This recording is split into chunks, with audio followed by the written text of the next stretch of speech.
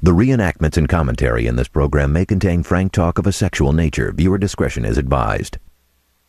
Mrs. Jackson, and no, we're not talking about Michael Jackson's mom, is poised to testify. Plus, jacuzzi allegations stir up the courtroom. The plot twists yet again. Hello, I'm James Curtis, and welcome to E's coverage of the Michael Jackson trial. You know, it was all smiles and waves as Michael Jackson made his way into the Santa Maria courtroom, but once inside, things got serious fast. Prosecutors argued that Debbie Rowe, Jackson's second ex-wife and the mother of his two children, be allowed to testify. Rowe, like the mother of the current Jackson accuser, Janet, claimed she was coerced into making a video defending Michael Jackson. Now, excerpts from the interview by Rowe were included in the so-called rebuttal video that aired on Fox in early 2003. Outside of the presence of the jury, here's what Assistant District Attorney Ron Zonin told Judge Rodney Melville, according to the courtroom transcripts. The facts are outlined in the people's brief on that matter, but Ms. Rowe had virtually at the same time that Ms. was submitting to a tape-recorded interview or videotaped interview for purposes of rehabilitating the damages to the defendant caused by the Bashir documentary. Ms. Rowe was doing exactly the same thing. It was also a highly scripted interview that was being conducted. And there was the virtual identical incentive for her to do so, participate in the interview. And not just participate in the interview, but participate in the interview with enthusiasm was the suggestion in statement that she would be allowed to have visitation with her children, something she did not have at that time. Now, that was, in part, of course, an incentive for her to participate in that interview. We believe that the fact that they used the same types of scripted questioning for purposes of conducting this interview, that her performance was the same level of over-the-top type of performance that we saw from Ms. and the fact that the children were used as pawns to create that level of incentive is relevant in this case. I just got to interject here. We do a lot of scripts when you do television. Over the top and scripting are kind of oxymoronic. They don't necessarily go together. When you get scripts, it's kind of stilted. On the other hand, that's not what I saw when I saw that rebuttal video. Now it's time for attorney Robert Sanger to chime in on this issue. Isn't it okay to make an outline and submit questions before the camera is turned on? Hey, even the Writers Guild has a hard time determining how much writing it takes to determine authorship of a script. This, once again, is reaching. First of all, Debbie Rowe gave up her parental rights, which is a totally different situation than we have here. There's an ongoing family law matter that persists, even as we speak today, in Los Angeles over this, over the relationship and her attempt to get possibly some visitation or some other benefit from that. However, we keep hearing scripted performances, and there are no scripts. The only thing that has ever come up in this case, and will be clearly shown, if it isn't already by the time we get through, is that there were questions that were written out in advance. And anybody that does any kind of an interview for television is going to script out questions in advance, just as lawyers script out questions or question areas before they get up and ask witnesses on the stand. So interviewers script out their questions. There's nothing untoward about that. There was no scripted response to anything, despite Janet preposterous testimony on that. Everybody else will testify consistently with common sense that there was no script of answers. So it doesn't show a darn thing in that regard. All right, we want to let you know that the judge did ultimately rule that Debbie Rowe will testify, can testify for the prosecution. And folks, that is expected to happen sometime this week. We get the shaking of the head by Sean. Go for it. What an absurd ruling. Now, I'm assuming that this is being admitted not pursuant to 1108, but 1101B, which is that in both instances, the prosecution is arguing that Michael Jackson or his co-conspirators had the same MO or modus operandi in providing this script. Yeah, no, let's be clear. The 1108 is the ruling, is the law under California law, the evidence code, the new so-called Michael Jackson rule that allows this prior bad act stuff to come in. Acts that haven't been proven in court, haven't even been filed as criminal charges, and certainly no convictions, but to show that this is the kind of guy that Michael Jackson is. The other ruling is a pattern cases ruling. Only. Yes. This is a pattern ruling, and I think that the prosecution makes a very cogent argument by saying this. we're not asking about the custody battle. We're not asking about drugs and alcohol here. We're not asking about Michael Jackson's sexual proclivities. We're doing one little thing very narrow. Same time, same alleged co-conspirators. They were the people who allegedly forced Debbie Rowe under duress, that is, the promise that she could see her children, in order to do the same kind of over-the-top video. It's a pattern right next to each other. But this is some tangential issue. It's bolstering her credibility about the scripting of the video. That has nothing to do with this. It's not on a critical issue in the case. It's the false imprisonment of the video. Doesn't it go to the force and coercion? But the false imprisonment is all about having these people stay at Neverland, in both cases, in order to make a video. But as we know, Debbie Rowe is completely different than the mother, except in one way. She, like Gavin's mother, sold her children to Michael Jackson. Oh, now easy. Fighting words. Some people will argue that, and of course we'll argue about that as we continue. For now, former Neverland security guard Kassim Abdool backs up a story we've heard from an earlier witness, another security guard. His name is Ralph Chacon. The two former guards claim to have seen the King of Pop and his 1993 accuser frolicking in a hot tub. Now, they've both also taken money from tabloids, and both have also lost in court and lost big against Michael Jackson. At some point that night, did you see Mr. Jackson go to the jacuzzi? Yes, sir. And where is the jacuzzi located? The jacuzzi is located outside the house, in the back of the house, near the swimming pool area. There's a barbecue area, and the jacuzzi and the swimming pool area, and an arcade room on the other side. And when you saw Mr. Jackson going to the jacuzzi area, was he alone or was he with somebody? No, he was with the boy. What boy? Jordy. And could you see how they were dressed? Yes, sir. How were they dressed?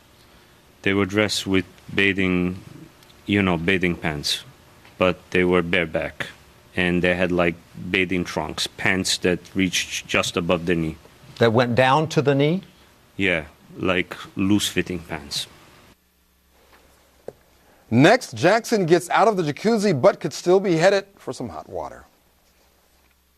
Now, later, when was the next time that you saw Mr. Jackson? I saw Mr. Jackson go into the bathroom area. What bathroom area are you talking about? It's a bathroom, maybe that's kind of joined onto the arcade room. And when he was going to the bathroom area, was he alone or was he with someone? I recollect that he was with Jordy.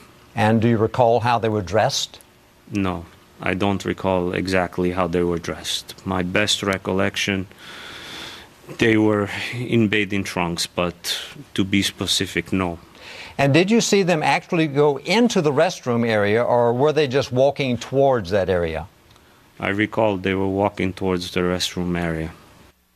We've heard this type of testimony before, supposedly the same incident, but let's not get into the cross-examination of these guys yet, of this witness yet, because it's going to be significant. They still have some significant baggage, though, both of these witnesses. Exactly. And the fact that prosecution has to call another witness to testify about the exact same incident as before demonstrates that they have a problem with Mr. Chacon. Oh, Sean, No. I was going with you up until that. No. He lacks credibility. He's got issues and problems, so they got to call somebody else to bolster him on the stage. And this person has the same problem as Chacon. Well, they've been the same lawsuit, but for heaven's sake, they're both eyewitnesses and ear witnesses. Yeah. If the prosecution didn't call this witness, the prosecution would then be criticized for not bringing evidence forward, and they both tell a similar They do. story. Sean, you're doing so good up to that same problems. point. That's like saying, hey, there's a car accident, but we're only going to call one of the 10 people who saw the accident to prove up the case. When we return, yes it is, when we return, do discarded bathing suits lead to death threats and a shocking departure from Team Jackson? You don't want to miss it. Stay with us.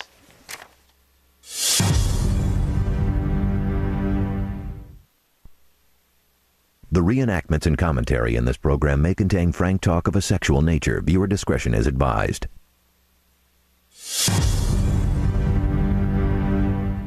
welcome back. Now, picking up where we left off with the former security guard Kassim Abdool, he says back in 1993 he witnessed Michael Jackson soaking in a hot tub with an underage boy. Abdool recalls how surprised he was by a distinct sound that he heard.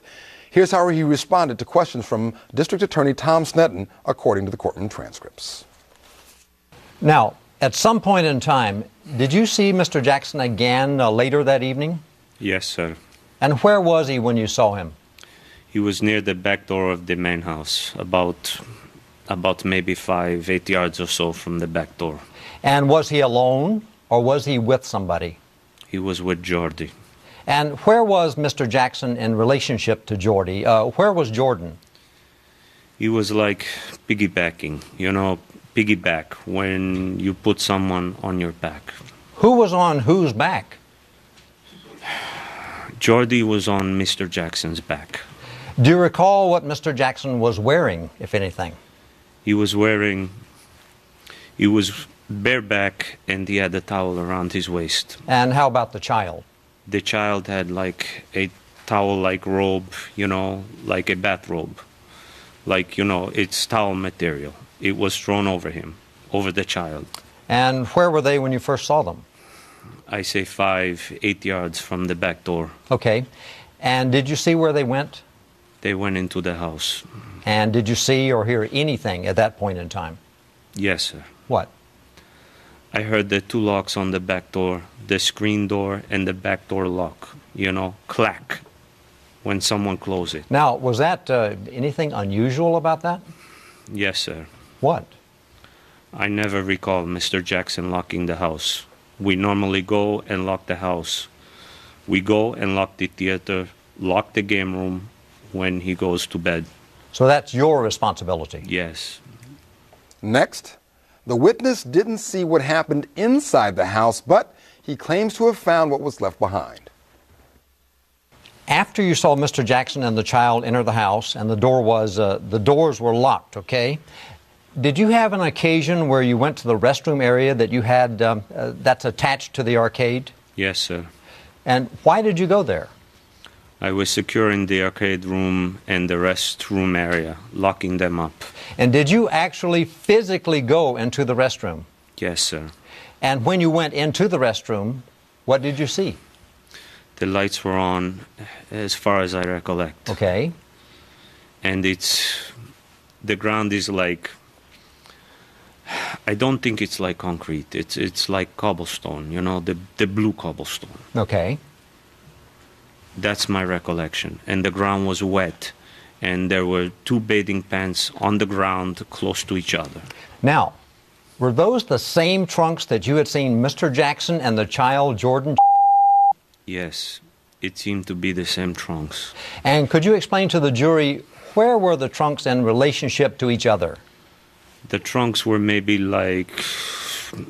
about this far apart. You're indicating about 3 foot and a half, 3 feet? They were this far apart, 2 feet apart, 3 feet. And they were closer to the door area when you walk in. Close to the front door, the entrance door? Yeah, that's what I recollect, yeah. All right, Ricky Kleeman, before we give our worthy colleague, Sean Chapman-Holly, an opportunity to redeem herself after that last bit of analysis, something occurs to me. Do folks who have certain types of accents garner more credibility in courtrooms and in public areas? It's so funny that you say that, because I was actually thinking about it. I've often said that I wanted someone who was British to be the person who answered my telephone, exactly. Because somehow they had an aura of authority. Yeah. And it's interesting because this witness seems to have so much more credibility and authority by virtue of his demeanor than Mr. Chacon. While saying that he gets to shore up Mr. Chacon, they both are eyewitnesses. All right. But as we're going to see on cross-examination, you can't wait for that. We know that he says in the past he never saw anything sexually inappropriate between Michael Jackson and any other boy. And also, I believe he brings his kids to the ranch after he says he's seen this incident. So, and of course, we can't forget. He's the loser in the lawsuit against Michael Jackson, so he has the same credibility problems as the others. To the tune of $1.4 million. I just want to add one thing. One of the reasons that these witnesses could be seen as more credible is they don't see a sexual act. It's very easy to say they do. It's easy to make it bigger. It's easy to make it bigger. Or at least this witness. At least this witness didn't see a sexual act. One. Now, like the jacuzzi incident, the next incident that Abdool describes was previously testified to by another former Neverland security guard, of course, Ralph Chacon. Now, at the time that you saw them in front of the Peter Pan display, could you tell us what you observed? First of all, let me ask you this. Where was the child Jordan in relationship to Michael Jackson? Where were they positioned? Jordan was standing in front of Mr. Jackson, and Mr. Jackson was standing behind him. You know, like if I'm standing here and someone is standing here, but we are both facing the same direction. They were looking at the display. And what did you observe about Mr. Jackson's conduct and relationship to the child at that time? When I turned, I turned to walk away. I went to ask him a question. When I turned to walk away, and on the side, I saw Mr. Jackson giving him a little kiss on the side here, and he was kind of hugging him. I just saw that maybe a couple seconds. And then you kept going? Yeah, I kept going. You didn't watch what happened after that? No. Now, was Mr. Chacon working that night? Yes, sir. Once again, some outstanding acting there, folks. Now, the stakes are raised. Now, after you testified in front of the Los Angeles County Grand Jury, did you receive any threats? Objection. Leading, foundation. Overruled. You may answer. Yes, sir. In what fashion, in what form did you receive threats? Mr. Abdool, there's some water up there if you'd like some water. Take your time.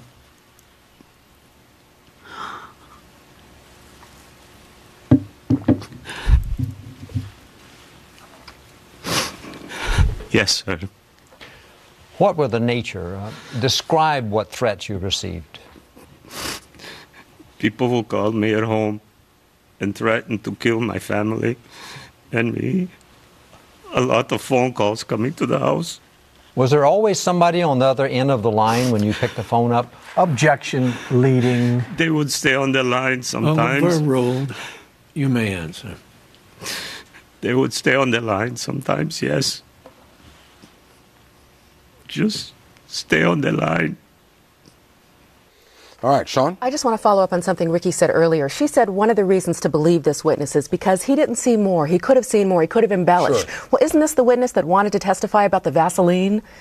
That would be more. That's the true. court just kept it out. That gets us back into the slew of motions brought just a couple of days ago by the prosecution. They wanted this witness to testify about having been ordered by Michael Jackson, or at least requested, to bring a jar of Vaseline out of a vehicle, I believe it was, into the bedroom. The judge said no, and that was along with the DV expert testimony not being allowed in. Well, there's no question about the fact that this story about the Vaseline has circulated for many, many years. This is the witness who claims to have been one of the witnesses involved in going out to the car, but it wasn't admitted into evidence. What is admitted is what he says he sees, which really is not ultimately that harmful, but becomes more harmful because it corroborates Ralph Chacon. We're going to see how it cuts when we return. The answer to that age-old question, what exactly do you do when you think your life is being threatened by a multimillionaire? I ask myself that all the time. Stay with us.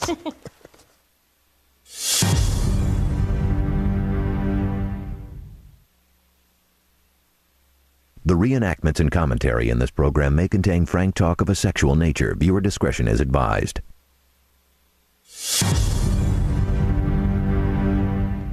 Welcome back. Let me just clarify one point. Before the break, I mentioned the term DV. That stands for domestic violence, but you probably knew that.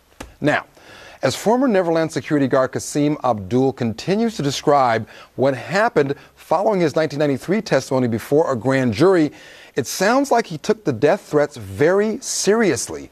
Here's what the jurors heard according to the courtroom transcripts. Did you report these threats to law enforcement at the time that they occurred? Yes, sir. Mr. Abdool, do you know what the Witness Protection Program is? I know. I heard about it. I don't know exactly what it entails. Did you ever request to be, for you and your family, to be put in the Witness Protection Program? Objection, leading, move to strike. Stricken. It's leading. At any time, did you ever request of law enforcement protection? Same objection. Overruled. You may answer. Yes, sir. And what did you request? I requested to be put in that program, the Witness Protection Program. All right, Ricky. Interesting bit of testimony. Prosecution wants to show through this witness how in fear he was. Yeah. Asked for the Witness Protection Program. Same idea for Janet, Gavin's mom, as to why she was in fear during her alleged false imprisonment. Yeah, and Debbie Rowe if she testifies. Now, in an unexpected move yesterday, it was announced that Brian Oxman, one of Michael Jackson's longtime defense attorneys, is no longer part of this Jackson defense team. Now, no reasons were given why, but he and Tom Mesereau were seen outside the courthouse in some kind of heated discussion, folks. Sean Chapman-Holly, it is reported that Mesereau's shaking his finger at Oxman. You know, these are very high-tension trials. From the O.J. Simpson trial, I mean, there were constantly battles and fights going on. And, you know, we don't know the reason why, but we do know this is a high-pressure situation, and tempers flare. Yeah. Anything significant about it? I just think it is serious because they've been friends and colleagues for a very, very long time. Yeah. And Tom Mesereau is not someone who loses his temper with his colleagues, but he certainly seemed to lose it here. Well, my catchphrase, curiouser and curiouser for this trial. Yes. Be sure to watch our exclusive coverage of the Michael Jackson trial weeknight, 7:30 p.m. We're on Debbie Rowe Watch. Will the ex-wife testify? Stay with us.